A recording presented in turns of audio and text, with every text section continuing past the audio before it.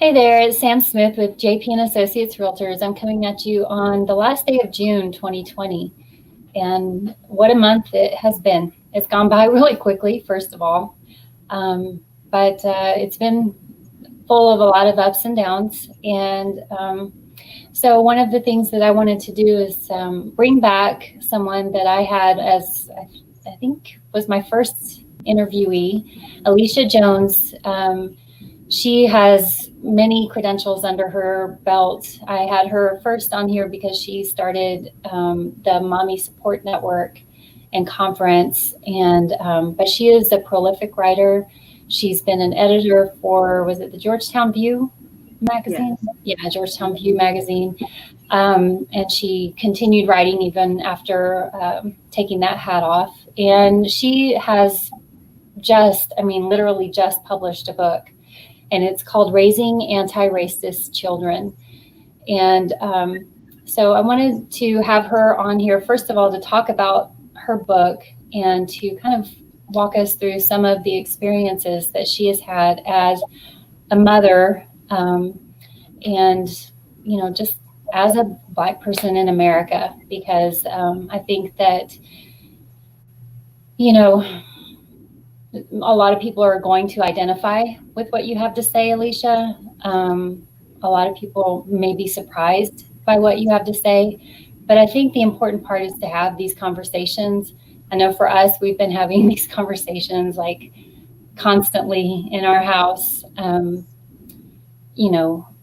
just because it's upsetting, what's been going on. And like I was just saying to you before we got online, I don't know what the answers are.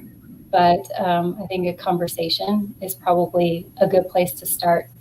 A couple of things I wanted to read. One thing from your book, where you were defining in the first chapter, you're defining what racism is. And you say, racism isn't a belief or ideology that remains confined within the mind of a person who holds this belief. It shows up in his or her actions and taints the systems over which they have influence. This is systemic racism, or institutional or structural racism. So, I think we have an idea of what racism looks like to see it in action, like real overt. But I think what we're experiencing right now in this country is, or could be considered, systemic racism, something that perhaps not all of us realize is really occurring. And certainly, you look at me and I look like a white woman. So I've lived my life as that, under that definition. And so, the people I have identified with in school, for example, feel like my peers. And I have no idea what it feels like to not have that be that way. So I appreciate that you wrote your book. I can't wait to hear what you have to say. So thank you, Alicia, for coming to interview with me again today. Yes. Thank you, Samantha. Thank you so much for inviting me back. It's always good to be with you, and we always have some great conversations. Yes. For sure. So you wrote this book. Literally, I just downloaded it on Kindle, which it's only $3, so anyone can download this book. Yeah. But I think that what I'm gathering is that you have had conversations with other mothers who have a more Anglo background, who are trying to kind of understand what they think, or, and so they're asking you, as one of the people that they're asking, what does this all mean? Right. Yes. Well, first of all, let me just say that for the people who have come to me and said, Alicia, I did not know that these things were going on. Obviously I know about racism, and, I don't consider myself a racist, or, I've had people say, I'm realizing that I have held some biases Mhm. and I have had racist thoughts and I have seen racist incidents and I didn't say anything. And now with, what's happening that we see on the media, with George Floyd and so many others, there are many George Floyds. We just don't know about them all. And, I think this is starting to come to the surface. And, these women are asking me, you know, what do we do? We want to be a part of the solution and not a part of the problem. Right. And uh, commend I commend these women for coming forth and saying, can we just have a real honest conversation? Let me be honest with you about things that I have felt, things that I have tolerated, because I want to make a difference. And I think these women can be commended for starting that conversation. Yeah. Mhm. Well, I'm glad you have friends that it's easy to trust you, I think, Alicia. And obviously, you have a lot of friends who do trust you enough to admit that they may be wrong or they may have been wrong. And so, so my understanding, your goal with this book is to describe what racism is or could be, whether it's overt or systemic, and then also kind of give people maybe some ideas of what to look for in themselves, but in our society at large. Yeah. Is that what inspired you, or? Yeah, certainly. Yes, for sure. I think the conversations with my friends, the questions I was getting, but also just this sense of being tired of the fact that, racism still exists, if not overtly, certainly within the systems that perpetrated them. Mhm. So, and the effects of that are still here. And I think what really moved me is one of the things that really moved me is watching the George Floyd funeral service Mhm. and just being in mourning, not just with their family, with their friends, but mourning for our nation, mourning for all peoples. The fact that we are still dealing with this in the year 2020, and really feeling like I may not be able to do or say much, but this I can do. I can record those thoughts and share them with other people. And you know, the friends who have come to me, and I believe when they say, we just didn't realize that this was still an issue for African American people and people of color. And, it's like the blinders have been taken off. And so, there's that set of people. There are other people who say, well, I'm colorblind. Um, I don't see color, which I talk about that in the book. I mean, the fact is that we come in different shades, we come in different races and ethnicities. So I don't think the answer is trying to paint everybody with the same brush. It's, how do we respect one another equally, regardless of the color of our skin, because we're all created by the same God who created us equal. Yeah. Yeah, for sure. Yeah, you mentioned that, which I love this from Genesis. And then God said, let us make mankind in our image, in our likeness, so they may rule over the fish in the sea and the birds in the sky, the livestock and all the wild animals, and over all the creatures that move along the ground. So God created mankind in his own image. In the image of God, he created him. Male and female, he created them. God blessed them and said to them, be fruitful and increase in numbers. There's just a few sentences, and it completely implies that we are equal, male and female. It doesn't mean we're all the same, does not mean that we are all the same, but we're equal. God sees us as equal. So, so tell me, you put a couple of examples of experiences that you have had, like your fifth grade experience, moving from Newark, which I've been to Newark before. It's a city, there are all kinds of people everywhere in every part of that city. And then moving to a small town in California. Sorry, my cat. I knew she was going to come in. But, you moved to California, which was a completely different demographic. And sounds like people didn't know what to do with you. What was your experience like? Yeah.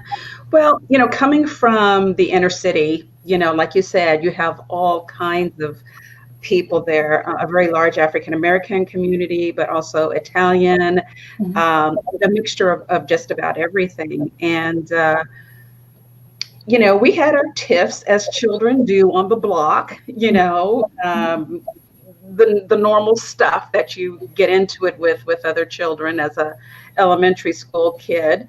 But when we moved to this small town in California, we were the third African American family to move there ever.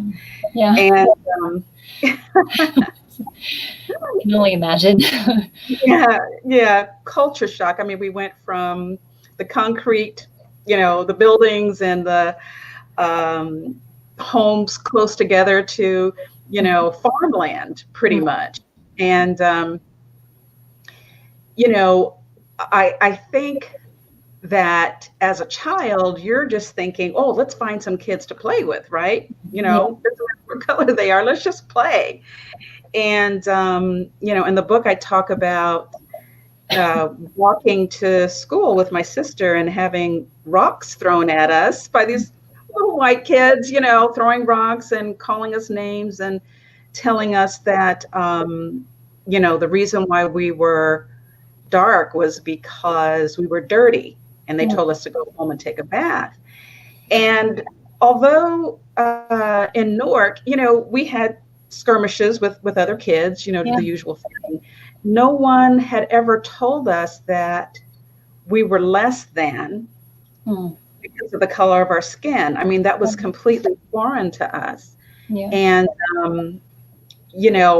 I don't remember many of the other tiffs I might have had with other kids, in the inner city, but that sticks out to me as a moment where I questioned my value as a person because of the things that those kids said. And then, there were other experiences along the way.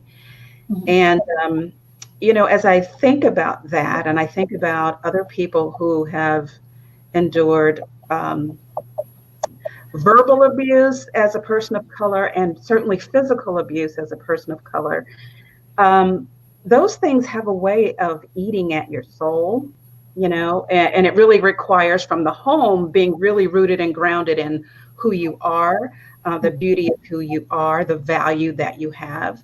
But, those kinds of things really eat at a person's soul. And, in the book, I say, I think that there are a lot of people of color who are walking wounded because they've had those experiences and, maybe have not healed from them, what have you. But, I share those kinds of experiences, Samantha, not to drag out old stories, they're real, they happened, and not to, make anybody feel like, oh, see, poor me.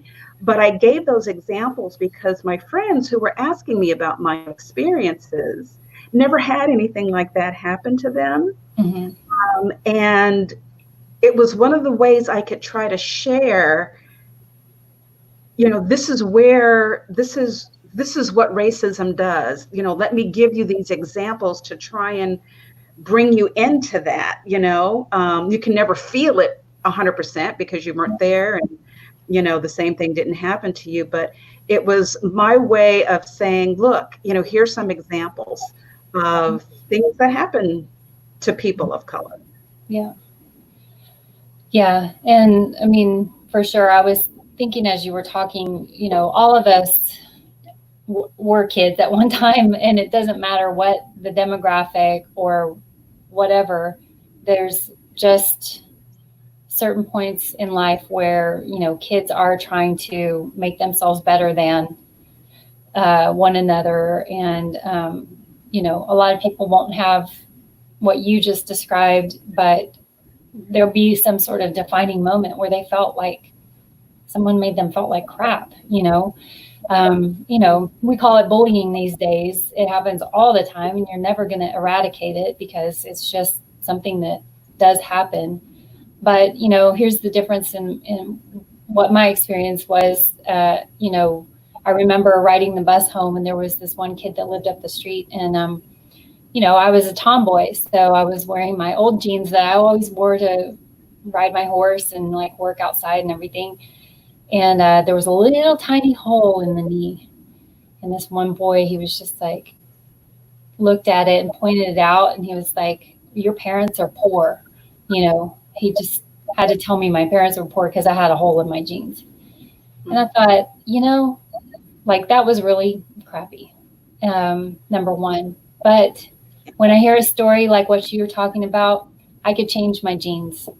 You and other people of color can't change their genes, can't change their background, can't change where they're from, can't change their history. It's it's just something you can't take on and put, or take off and put on. It's just, it is a difference that, I don't know. That's a question I have for you. Is that a difference that we're supposed to be, how much are we supposed to notice the difference between the colors of our skin? And, what are we supposed to do with that? Mm-hmm. Yeah. So, the fact is that we are different. We come from different places in the world, different ethnicities. And I love the color of my skin, and I love my heritage as an African American woman. But I think when people start to say, well, because, my background is X, and I come either from the dominant culture, or I come from a background of the dominant culture, or the majority, or what have you. And, that makes me better than you. Therein lies the problem, and in the book, I mention slavery, and, people are probably tired of hearing about that, but, there's a root there that has a lot to do with where we are today.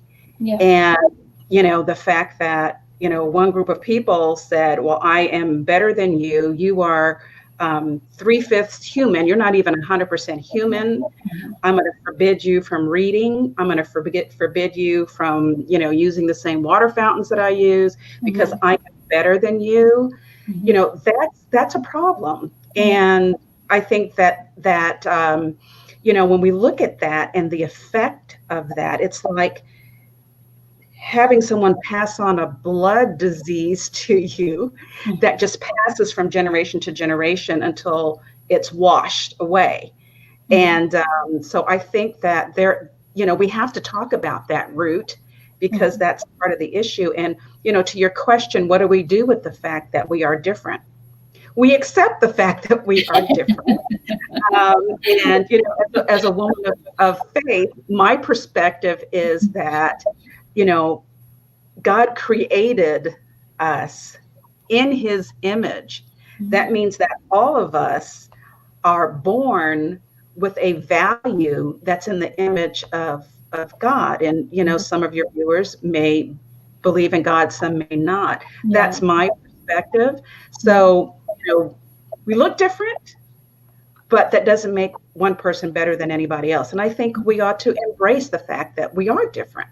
Yeah.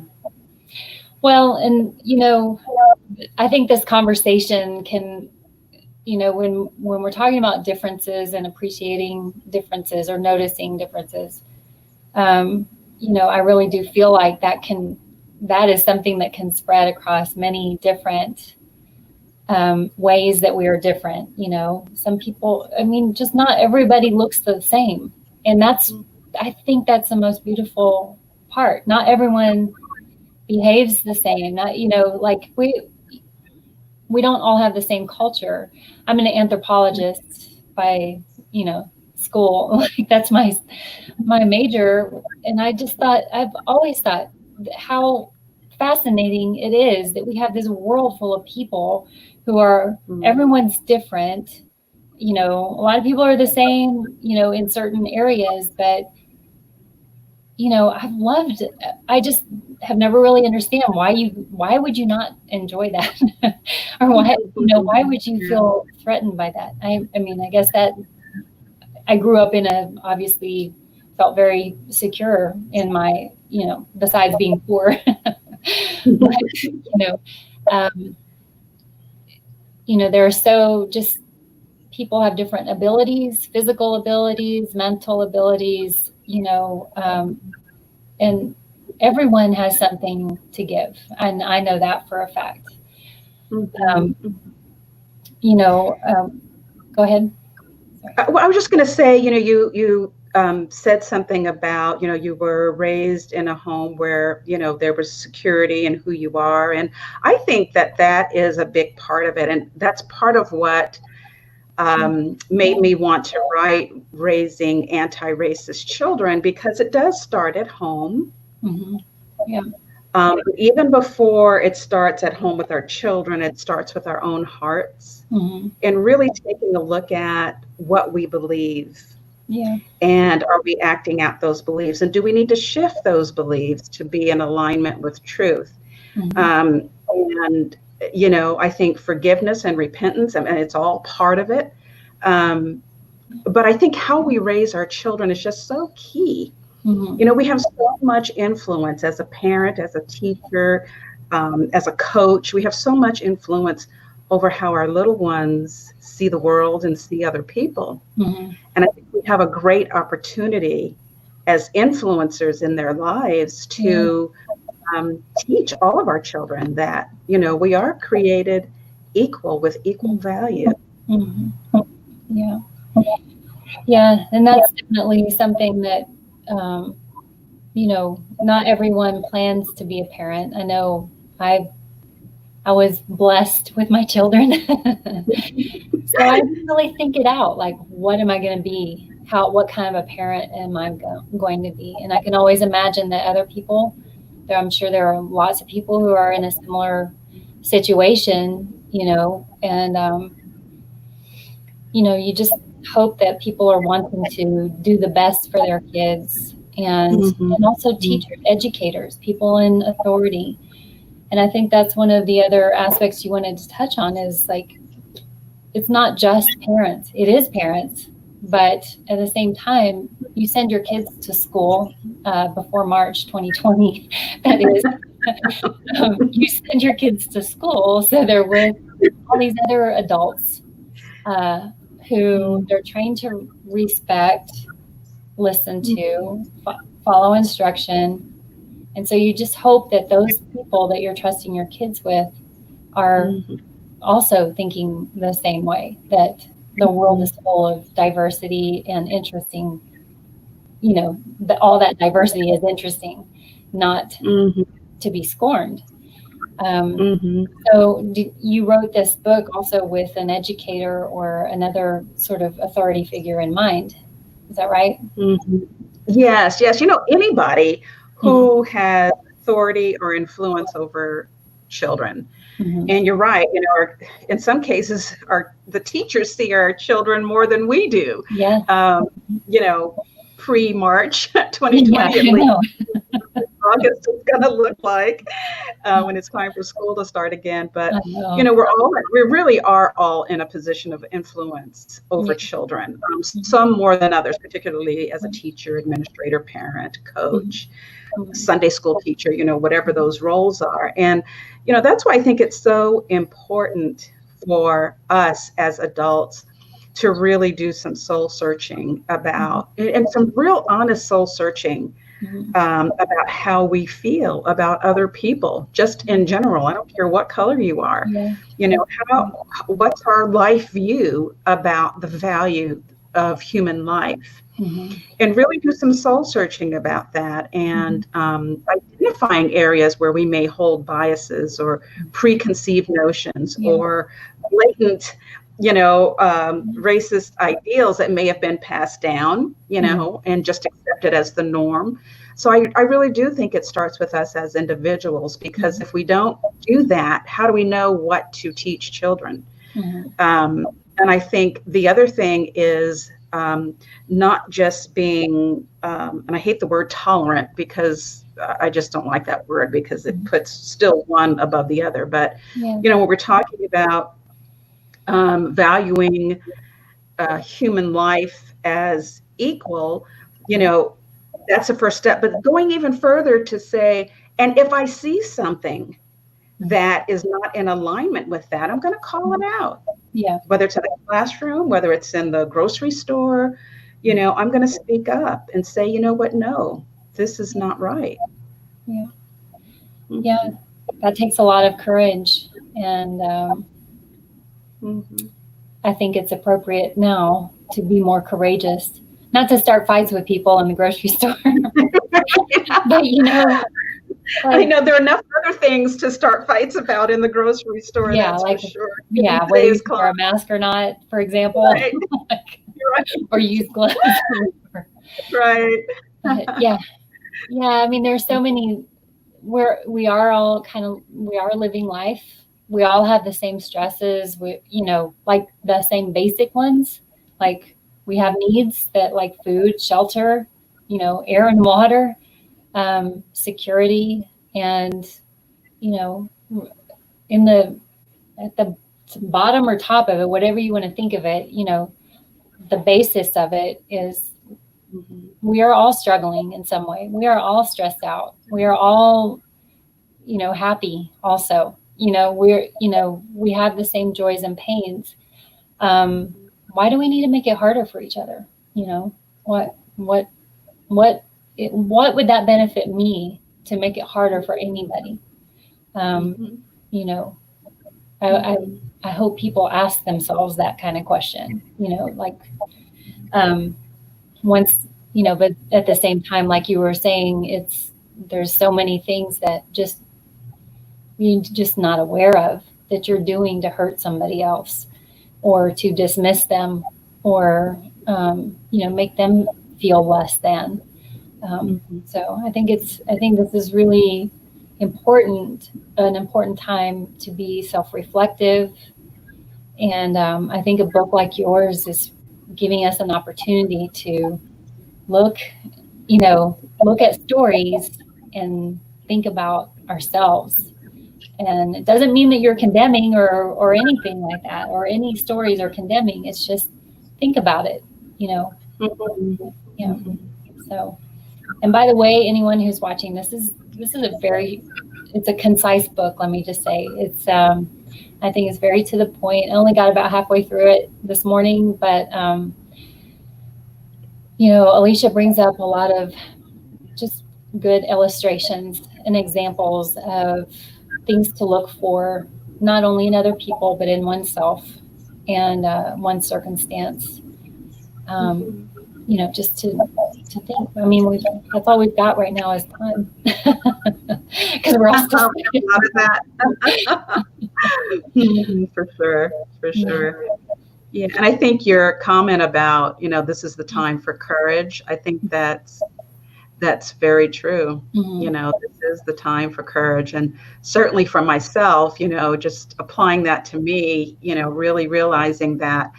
What are you doing, Alicia, to make a difference? What are you contributing? What are you doing? And so this book is part of the answer to that. I'm always thinking about that, and what more can I be doing?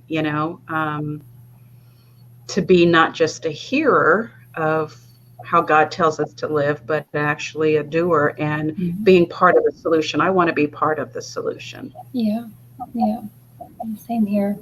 Well, I think writing a book is an excellent way to do that, or at least get the ball rolling. And then being willing to have these conversations, like you said, with your friends who bring it up to you, and with other people who just, it doesn't always have to be two different races talking to come to a conclusion, or to come to a realization. I've shared with you that my daughter is 1/4 African. And so, one of the things that I'm starting to realize, I think she's been trying to tell me this, but, she grew up in Georgetown, and I don't talk about this normally because I'm like, my cat's still here. Sorry. I just put the face. But, like I said, I embrace cultural differences and, physical differences and stuff like that. And so I kind of grew up because I knew her dad, and it was just, she was an extension of him, and there was no reason for me to think of her differently or present her differently or expect her to be differently or whatever. But, growing up in a community like this, it's easier. I mean, not that it's easier. I think it was very easy for her to be around all people, when she, especially like in high school, she got older and more self-aware and stuff like that. But I know when she was younger, she did have similar experiences. Like, why does my skin look like this? And why do I look so different than you, Mom? And why, people are always telling me my skin looks so beautiful. And why, like, it made her feel weird, just because that was always the, what people were commenting on was physical appearance. And so now that she's been in college and she's at a school that has a very high Black population, I won't say African American because a lot of them are from Africa or from all over the world, but people of color. And, she's realizing what kind of environment she grew up in was very different than what she feels comfortable in now. When she's around people of color, that's where she feels comfortable. And I know I'm doing a lot of speaking for her. I need to interview her actually one day on this. Yes. Because there's a lot that maybe I did her a disservice by not understanding more on my own, for me to understand what she might be going through. And, you want to provide the best for your kids. And I think, there's just much to be learned. I know I can learn a lot. I still have a lot to learn. No matter how many friends I have who are people of color or are diverse or other countries or whatever, it doesn't matter because we're all living life in a different way. I've also not always identified as white just because that's just, my family is from the Middle East. So I've always been like, well, we're sort of like people of color, but I'm also clueless when it comes to that kind of thing. So, but I also, I can remember feeling different and being, kind of my family being sort of singled out in some ways, but anyhow, that's a whole other conversation. Too much about me now. I think something you said about, we all want to be good parents. And we really do. We all, for the most part, we all dedicate our lives and make the sacrifices as parents and teachers and other people who have influence over children. That is something we have in common. We want our next generation, we want our children to just have a full and abundant, joyful, happy, successful life, and I think that's something we all share, and so, we talk about trying to find ways that we are more the same than we are different. I mean, that's one of the ways, as parents, as moms, we all want the same things for our children. And, that makes us more alike than different. Certainly there are cultural differences, but, I think that that's one way. I mean, as the head of Mommy Support Network, that's one of the things that I see, that, I work with people of all backgrounds, all races, and we all want the same thing. We want our children to have an opportunity for success. Yeah. And, if anybody says, well, mine should be more successful because of, whatever reason, I think it hurts everybody. Yeah. So I think that's a common ground we can all start from. Yeah, I agree. Yep. Yeah, that sounds good. Thank you so much, Alicia.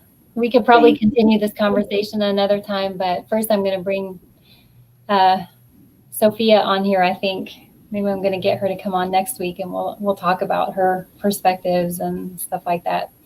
But I hope that a lot of people read your book.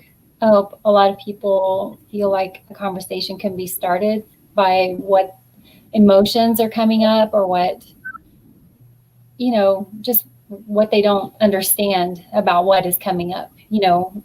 It could be in any direction, or what their automatic, knee-jerk response is when they read some of the stories in your book. I think it's going to give people an opportunity just to reflect and, like you said, become a better parent, a better person, and just, grow a little. And we can always grow every single year of our lives, even though we think we know it all, we can still grow. Right. My daughter's in her mid-20s, and I'm still learning and growing, for sure. Maybe I'll have it together by the time I become a grandmother. Yeah, I think that's why our kids like their grandparents so much, because by then everyone's like kind of starting to get a little more laid back and understand things a little better. Oh well. Right. Anyhow, well, I look forward to talking to you again sometime very soon, in person, but also on here, because I'd like to have you back, because I'm sure you're going to have some new conversations to talk about, over the next few months as people start to read and get in touch with you and everything. So right. I'd love to come back, and thank you so much for allowing me to spend some time with you and your audience, Samantha. It's always such a pleasure. Yeah, good. All right. Well, I'll say bye to our audience, and you hang on for just a second, and we'll catch up after we close out. But thank you, everybody who watched. Feel free to comment. If you have questions for Alicia, if you have questions for me, I'm also, after this, I think actually in the description, I may have put a link to where her book is for sale on Amazon. Like I said, it's only $3, the Kindle version. And I think it's like $9 for the physical version. Either way, I don't think you can go wrong by taking a look at this one. And anyhow, if you have questions, let us know. Thank you.